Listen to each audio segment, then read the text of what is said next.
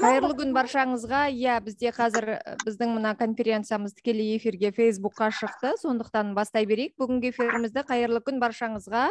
Көрермендер, бізді көріп отырған әлеуметтік желілерде және біздің бүгінгі Zoom конференциямызға қатысып отырған баршаңызға қайырлы күн деймін. Қош келдіңіздер деймін. Біз бүгін балалардың жазғы демалысын ұйымдастыру, жұмыспен қамту, колледждерге тапсыру туралы сөз етпекпіз. Жалпы Мінбер ақпараттық порталы бұл тікелей эфирді ұйымдастырып отыр. Неге? Өйткені біз биыл осымен екінші жыл көпбалалы аналарға қатысты жалпы ақпараттық жобаны қолға алған болатынбыз. Сол ақпараттық жобаның аясында осы көпбалалы аналарға қатысты, жалпы аналарға қатысты, балаларға қатысты проблемаларды көтеру, талқылау, сол мәселе біздің мақсатымыз болып отыр. Сондықтан біз бүгін Білім және ғылым министрлігі балалар құқығын қорғау бойынша комитет төрағасының орынбасары Жекебаев Дулат мырзаны шақырып отырмыз. Қайырлы күн, қош келдіңіз. Қарағанды қаласының жұмыспен қамту орталығының ізденушілерге қолдау көрсету бөлімінің маманы Әбдіғалиева Тоғжан ханым келіп отыр. Қарағанды қаласының жұмыспен қамту орталығының жұмыс берушілерді қолдау бөлімінің маманы Кәкімжан Айым келіп отыр. Қарағанды облыстық білім беру басқармасының бөлім басшысының маманы Алиева Мерей ханым келіп отыр. My College жобасының жетекшісі Белгібаев Рашид мырза келіп отыр. Және Шаңырақ көпбалалы отбасыларды қолдау орталығының директоры Ләззат Қожахметова келіп отыр. Баршаларыңызға қайырлы күн. Енді біз әңгімені бірден Білім және ғылым министрлігінің өкіліне сұрақ қоюдан бастасақ, балалар құқығын қорғау бойынша комитет болғанымен, енді сіздер балалардың жазғы демалысын ұйымдастыру, менің ойымша сіздердің тікелей құзыреттеріңізге кіреді, және биыл қандай ерекшелік, жалпы қандай бастаманы қолға алып жатыр министрлік, сол жайында айтып берсеңіз, Дулат мырза. Абиза, рахмет. Сәлеметсіздер ме, құрметті әріптестер. Жалпы жазғы демалысты ұйымдастыру деген ол толығымен жергілікті атқарушы органдардың құзыреті, яғни біздің тарапымыздан, министрліктің тарапынан бұл, яғни бірінші нормативтік құқықтық актілермен қамтамасыз ету, және екінші методикалық құралдармен жабдықтау, үшінші осыны мониторинг жасау және тексеру. Яғни бізде кәдімгідей білім және ғылым министрлігі мен ұлттық экономика министрлігінің қосылған бұйрығы бар. Сол бұйрық арқылы осы бірнеше сұрақтар тексеріледі, соның ішінде осы жазғы балалардың сауықтыру деген сұрағы тексеріледі. Біріншіден, мен енді Қарағанды облысы бойынша сіздерге қазір Мерей Алиева жалпы аудандар бойынша, облыс бойынша ол кісілер толық ақпарат береді. Мен жалпы республика бойынша айтып өтейін, негізгі жазғы демалыс, яғни бұл бірнеше бағыттарда жүреді. Яғни ол бірінші кішкентай балаларымызға, әсіресе бастауыш сыныптың балаларына арналған ол мектептегі, мектеп жанындағы жазғы демалыс лагерлері, орта кластарға бұл сыртқы жаңағы недегі сауықтыру лагерлері дейді. Мысалы Қарағандыда, Саран жақта Салют деген лагер бар. Қарқаралыда біраз лагер бар. Балқаш жақта, мен есімде қалғандар. Сондай бірнеше сауықтыру сыртқы қала сыртындағы лагерлер бар. Және жоғарғы сынып оқушыларына бұл көбіне мемлекеттік дегенмен де жеке жоғарғы оқу орындарда болады. Жоғарғы оқу орындары жанындағы мынау тақырыптық бірнеше бағыттардағы, әртүрлі тақырыптағы жазғы сауықтыру лагерлері. Сонымен қатар жазғы сауықтыру дегеніміз бұл сонымен қатар жаңа сіз айттыңыздар ғой, жұмыспен қамту орталығы деп. Жұмыспен қамту орталығы бар, яғни жұмыспен қамту бөлімі, сонымен қатар ішкі саясат бөлімі бар. Сол кісілермен бірігіп балаларды жазда жұмысқа орналастыру, яғни жазға қысқа мерзімде мынау еңбек кодексін сақтай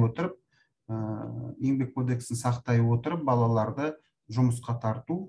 Мысалға әдейі бір арнайы сондай бағдарлама бар. Жасыл ел деген, мысалға алатын болсақ, жасыл ел деген бағдарламамен әсіресе колледждің балаларымен жоғарғы оқу сыныптың балаларын 14-16 жасқа толған, әсіресе 16 жасқа толған балаларды жұмысқа тұрғызу. Сонымен қатар тағы да басқа жақсы, енді Қарағанды облысының маңайында баратын жерлер өте көп. Сонымен қатар жалпы Қарағанды емес, жалпы республика бойынша әртүрлі тарихи мәдени жақсы жерлерге қыдырып баратын, көретін мынау туристік жобалар болады. Сонымен қатар олардың барлығы тегін ба, Дулат мырза? Тегін ба, ақылы ма? Сол жағын айта өтсеңіз. Қазір айтам. Сонымен қатар әртүрлі мектептерде немесе жоғары оқу орындарындағы дебат клубтары бар, тағы да басқа әртүрлі тақырыптағы, мысалға ағылшын тілін оқу деген сияқты, немесе керісінше мысалға былтыр Ақмола облысында жақсы үлкен бір проекті болды. Қалада орысша оқитын балаларды ауылдағы қазақ ауылдарына бір апта ауылда деген сондай проект жасап, жоба жасап, ауылдағы жерлерге демалуға жіберді. Бұл енді Қарағандыда мәдениет бөліміне қарайды деймін, қателеспесем. Мысалға аула клубтары үлкен рөл ойнайды, өйткені аула клубтары яғни балалардың кешке қосымша жаңағы сауықтыру, бос уақыттарын дұрыс тиімді пайдалануға. Яғни бұл жаңағы тегін немесе тегін емес пе деген сұраққа. Жалпы республика бойынша 6 миллионнан астам бала бар. Оның ішінде біздің осы жаңағы жазғы сауықтыруға оқушылар саны 3 миллионнан асатын болса, яғни осы балалардың ішінде мемлекет тарапынан қолдау көретін өзі бірнеше топтар бар. Яғни ең бастысы ол жаңағы біз қазақ неде ауыз тілді сүйебіч деп айтамыз. Сүйебіч алатын жалпы республика бойынша 475 мың бала бар.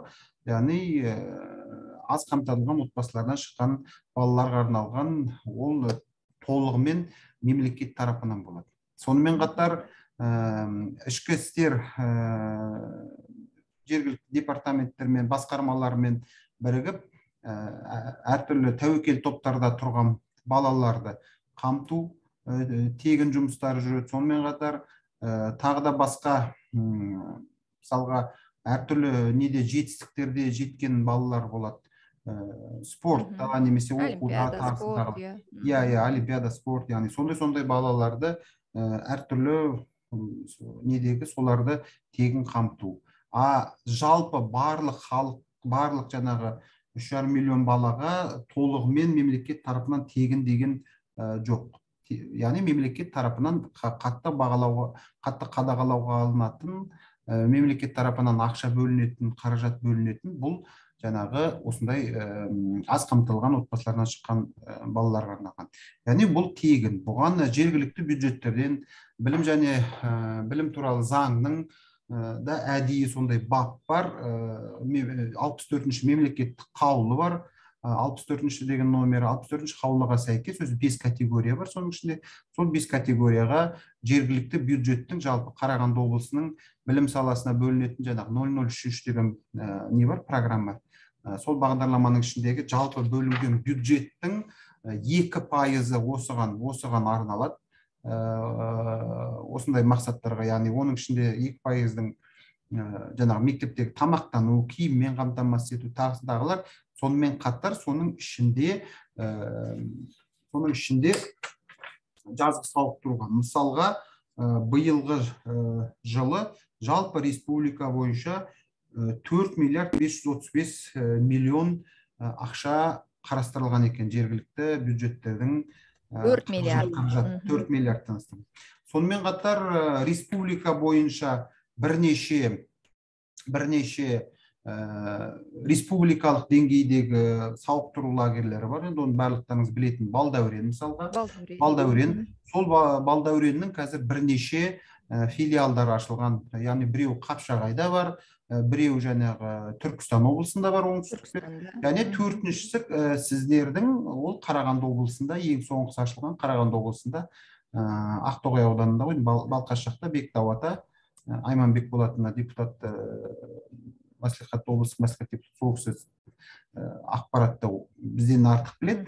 Сол кісілердің ашқан жаңағы Балдәурен республикалық сауықтыру орталығының филиалы бар. Яғни оған да Қарағанды облысының жалпы республиканың балаларына да Қарағанды облысының балалары бара алады.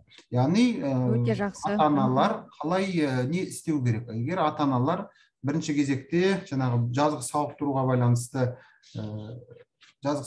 байланысты сұрақтармен мектептің әкімшілігіне барып жолығып өтініш арыз жазады да, содан әрі қарай мектеп өтініштердің барлығын жинап аудандық немесе қалалық білім бөліміне жібереді да, аудандық қалалық білім бөлімдері жаңағы тізімді дайындап, сол тізім арқылы әртүрлі лагерлерге жіберіп отырады.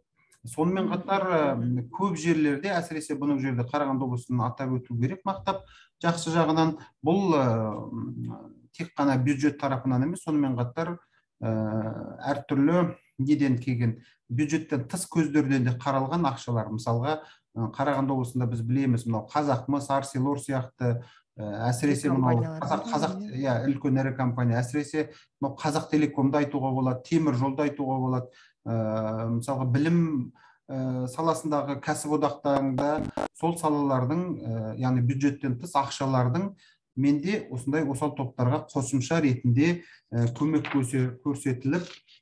көрсетіліп отырады. Жаңағы жазғы сауықтыруда... Жақсы, енді кешірім өтінемін. Кешірім өтінемін сөзіңізді бөлгеніме. Енді жазғы сауықтыру дегенде ол тек қана әлеуметтік осал топтағы аз қамтылған балаларға емес, енді қарапайым отбасылардың балаларына ашы. Оларға қандай жағдай жасалған? Осы жайында аз кем айтып өтсек, сосын Қарағандыға қатысты Мерей ханым өзі айтар деп ойлаймын. Жалпы негізгі бірінші кезекте мемлекет тарапынан осы аз қамтылған отбасыларға бірінші кезекте сол кісілерге қарастырылады, сол балаларға. Сонымен қатар жаңағы айтып өттім ғой, жаңағы кәсіподақтардың ақшасы бар, жекеменшік үлкен кәсіпорындардың ақшасы бар, жай қалталы зиялы азаматтардың тарапынан бөлінетін ақшаларға, басқа да топтарға да жергілікті атқарушы органдар өздерінің ақша шамасына байланысты ұйымдастырып жатады. Мысалға, былтырғы жылы біз жалпы республика бойынша барлық 236 сыртқы лагерлерге инвентаризация жасадық. Қарағанды облысында бүгінгі таңда 11 осындай сыртқы лагер бар екен. Оның ішінде 6-ауы жекеменшік және 5-еуі, керісінше 6-ауы мемлекеттік, 5-еуі жекеменшік екен. Яғни мемлекеттің балансында тұрған сыртқы сауықтыру лагерінің желісі жалпы республика болған Қарағанда жақсы бір көрсеткіштердің бірі деп айтып өтуге болады. Өте жақсы. Дулат мырза, қазір енді балалардың арасында бір әлімжеттікке қатысты дүниелер бар. Өздеріңізде білесіздер, иә, сіз тем более бала құқығын қорғау жөніндегі сол құзыретіңізге сол кіретін болғандықтан тіпті де жақсы білесіз. Осы мәселе жағы, иә, мысалы ата-аналар балаларын лагерге жібергенде жалғыз өздерін ішінде бір түрлі қорқыныш болуы мүмкін. Сыртта жүргенде баламның жағдайы қалай болады, қандай да бір әлімжеттік жағдай жасалмай ма дегенде, осы мәселе қаншалықты сіздерде бақыланады? Иә, балалардың қауіпсіздігіне қатысты. Дұрыс айтасыз, сұрағыңыз өте орынды.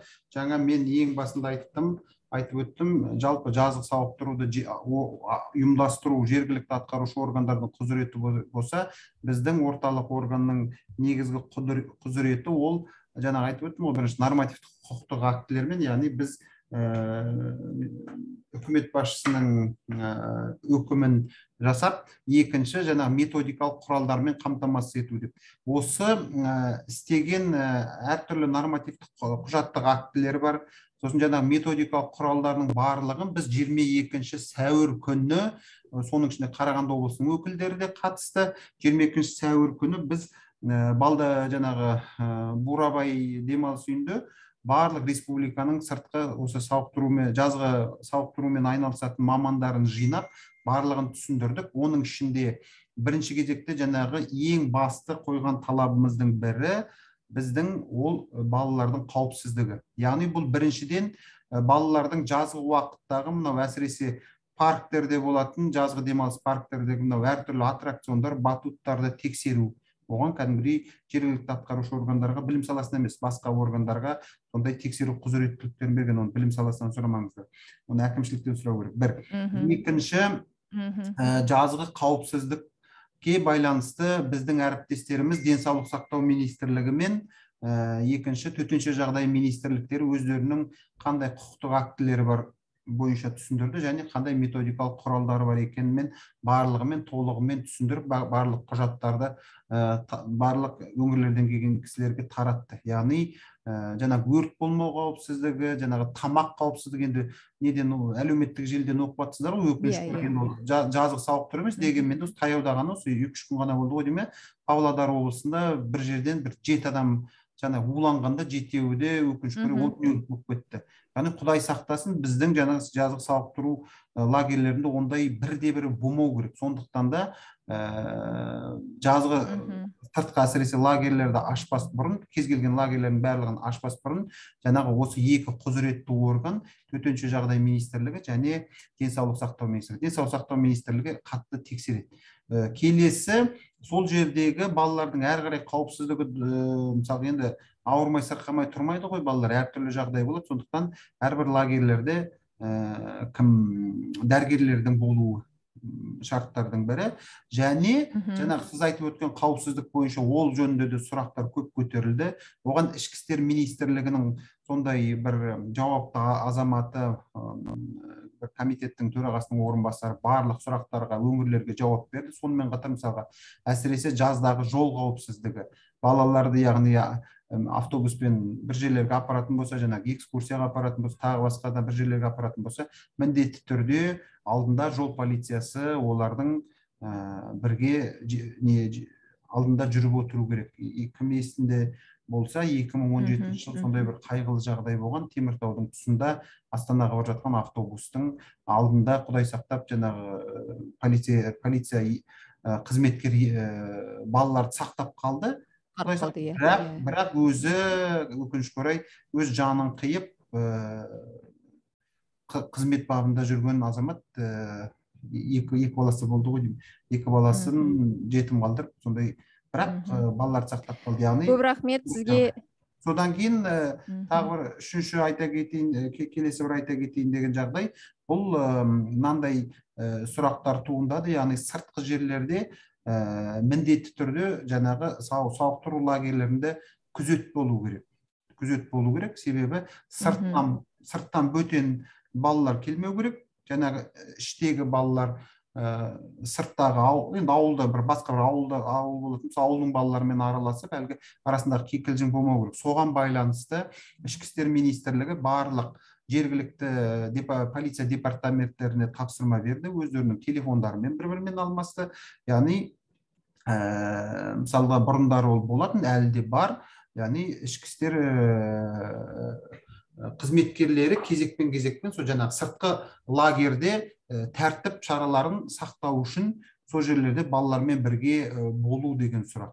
Яғни біз жаңа 22-сі күні сондай не өткізіп, бұл оқыту семинар деп айту керек бұны. Біз барлығына жаңағы қандай құжаттармен таныстырдық, методикалық көмек көрсеттік, өздерінің әркім өзінің ойымен бөлісті. Содан кейін әрі қарай келесі жұмада, бір жұмадан кейін 5 мамыр күні облыстық білім басқармалары мен осындай жиналыс өткізіп, білім басқарманың басшыларының орынбасарлары қатысып, одан кейін мамыр айының 20-сы күні, мамыр айының 20-сы күні облыс әкімдерінің орынбасарларымен біздің вице-министр Бейсенбаев Ғани Бектайш деген кісі жаңағы өңірлердің вице-министрлер, осы орталық атқарушы органдардың вице-министрлер, жаңағы барлық өңірлердің облыс әкімдерінің орынбасарларымен осы жазғы сауықтырудың маңыздылығы, әсіресе кейінгі өкінішке орай 2 жыл қиын болып кетті ғой, пандемияға байланысты. 20-да тіпті болған жоқ, 21-де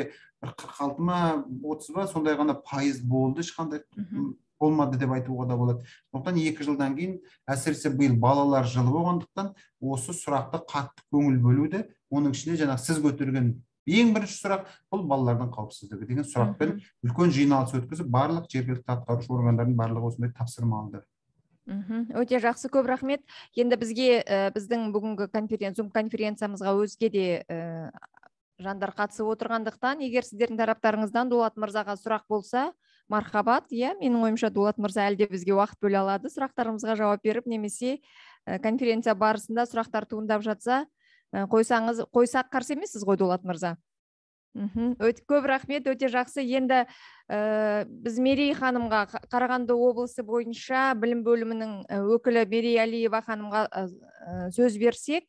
Мерей ханым, айтыңызшы, балаларын лагерге жібергісі келген ата-ана қайда, кімге хабарласу керек, қандай құжаттар өткізу керек, қалай жасау керек дегендей. Немесе сіздер өздеріңіз мектептерге сол лагердегі орындарды бөліп беріп, сол арқылы шақыртып жатасыздар ма?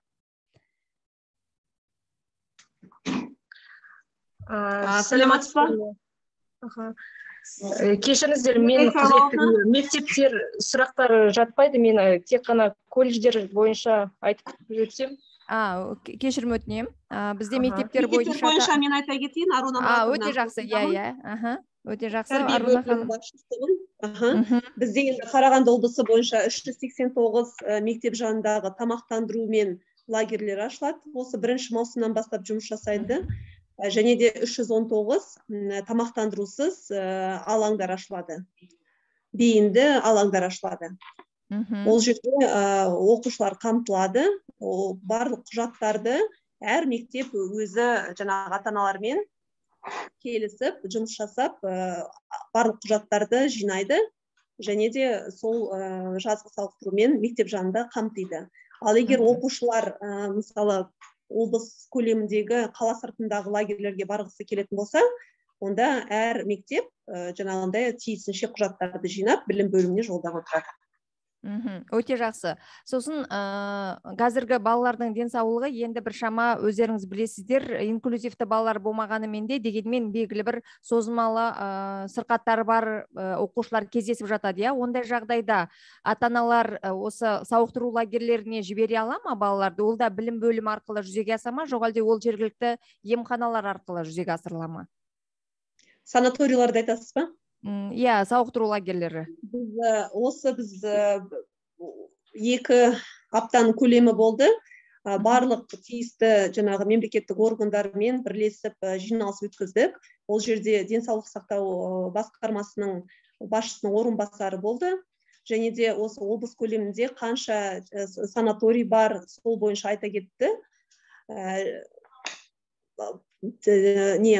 Барлық ата-аналарға осы ақпарат жолданған болатын. Егер баласын сондай санаторийға жібергісі келетін болса, онда әрине есік ашық, қандай құжаттар қажет болады, соның барлығын жолдап отырады мектеп арқылы.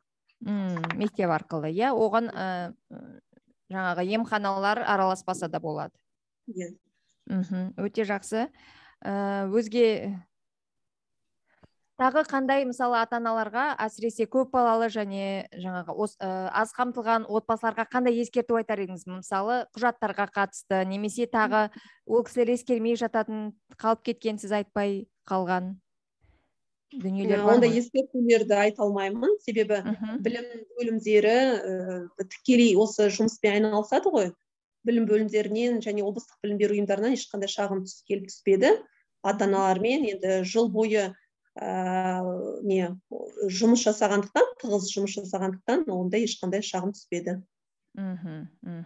Ең бастысы ата-аналар сол мектептің шақыртуын, мектеп тарапынан болған хабарландыруларға мұқият болуы керек дейсіз ғой? Әр сынып жетекшісі өзінің ата-аналарымен тығыз байланыста болады ғой. Сондықтан кім барғысы келеді, оның барлығы сәуір айынан бастап түсіндірме жұмыстары жүргізіледі. Аруна ханым, айтыңызшы, сіз Қарағанды облысы бойынша айтып отырсыз ғой, Қарағанды облысында жаңағы ұйымдастырылған лагерлердің барлығында қазір адам толық па, жоқ әлде лагерге барғысы келмейтін, немесе барудан бас тартып жатқандар көп па? Ондай жағдайда не істейсіздер? Бізде енді қазір алдын ала жиналған мәліметтер бойынша жаңа мектеп жанындағы ұйымдастырылған немесе қала сыртындағы ұйымдастырылған лагерлерге қызығушылық өте жоғары. Себебі бізде 2 жыл бойы, өздеріңіз білесіздер, карантиндік шектеулерге байланысты ондай жазғы сауықтыру демалысы ұйымдастырылмады тиісті деңгейде. Сондықтан биыл осы шектеулер алынғандықтан, шектеулер болмағандықтан қызығушылық өте жоғары.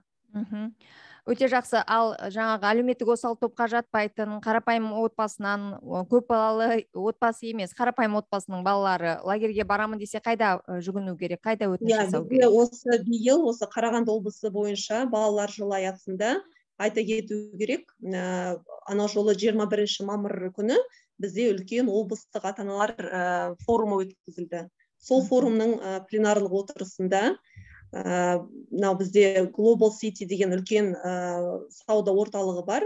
Сол ірі кәсіпкер бір челлендж бастап кетті. Яғни балаға жолдама сыйла деп аталады. Бұл челлендж сол жаңа форумның аясында 10 путевка берді. Яғни Қарағанды қаласының білім бөлімімен сөйлескен кезде міндетті түрде жаңағы осал топтарға кірмейтін, АСП алмайтын, болады ғой, жалғыз басты ана асырап отырған, жалғыз басты әке асырап отырған, жаңағы барлық басқа қаладан тыс орналасқан лагерлерге жіберуге қаражаты жетпейтін ата-аналарды қолдау ретінде осындай челленджді ұйымдастырған болатынбыз. Бүгінгі таңда бұл челлендж жалғасын тапты. Теміртау қаласынан 10 баланы және кәсіпкердің есебінен жіберу көзделуде. Қаражал қаласында 123 баланы осы челлендж аясында лагерлерге жіберуге. Яғни жолдама ойнатылды, немесе ақылы түрде де бара алады. Абай ауданынан 7 балаға жаңағы жолдама алып беруге ұсыныс түскен болатын. Бұның барлығы өте қуантарлық жағдай. Себебі, мысалы, бұл баратын балалар Щучинск қаласында орналасқан Эдельвейс лагеріне барады. Өте жақсы. Күні 77 мың теңге. Ол жерде жаңағы барлығы қарастырылған, табиғаты жақсы болғандықтан сол лагерді таңдадық. Көп рахмет. Ақылы түрде де бара алады, Аруна? Ақылы түрде баратын болса, әрине ол әр ата-ана өзі шешім қабылдап, қаражатын төлеп. Қаражат қанша аралығында, мысалы, қанша теңгенің аралығында болады? Енді лагерлердің орналасқан жеріне байланысты. Мысалы, бізде Қарағанды қаласында орналасқан Салют лагері болса, 10 күндігі 35 мың теңге болады. Оның ішінде тұруы. Ең қымбаты қанша болады? Ең қымбаты Балдәурен, сіздердің облыстарыңыздағы. Балдәурен қанша болады? Ол республикалық лагерь болғандықтан біз ол бойынша... Оған сіздер жолдама бере алмайсыздар. Көп рахмет сізге.